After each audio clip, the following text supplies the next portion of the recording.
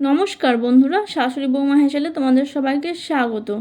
আজ আমি তোমাদের সাথে ওটসের একটি রেসিপি শেয়ার করব। দেখো, ব্রেকফাস্টের জন্য খুবই চটজলদি তৈরি করা যায় এই রেসিপিটি।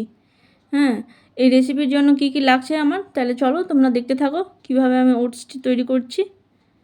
দেখো, এখানে আমি নিয়েছি 1 বাটির মতো ওটস, মানে 1 কাপ, আখের গুড়, আর নিয়েছি বয়েল মিল্ক 1 কাপ মতো, হানি নিয়েছি আমুলের, নিয়েছি কলা স্লাইস করা, নিয়েছি আমন্ড বাদাম কুচি করা 3-4টে, আর নিয়েছি 2টো আখরোট কুচি। এখানে আমি একটি কাঁচের বাটির মধ্যে ওই ওটসটি দিয়ে দেব। 1 কাপ মতো ওটস এখানে আমার রয়েছে, এর মধ্যে আমি বয়েল মিল্কটা অ্যাড করে দেব।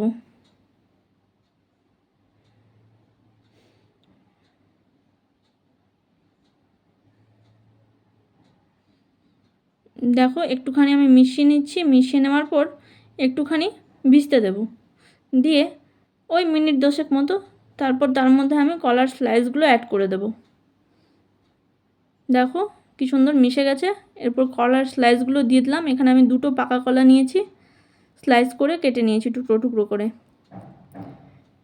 আমন্ড কুচিটাও দিয়ে দিলাম, আর দেব আখরোট কুচি। তোমরা এর মধ্যে খেজুরটাও অ্যাড করতে পারো, আমার কাছে যেহেতু খেজুর ছিল না তাই আমি খেজুর অ্যাড করিনি। এর মধ্যে দিয়ে দিলাম আমি আখের গুড়। এরপর আমি হানিটা দিয়ে দেব।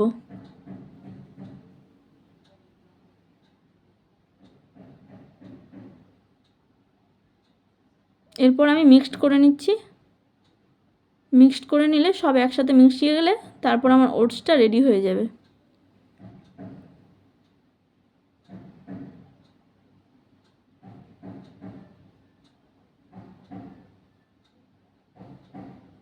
দেখো, ওটসটা আমার প্রায় রেডি।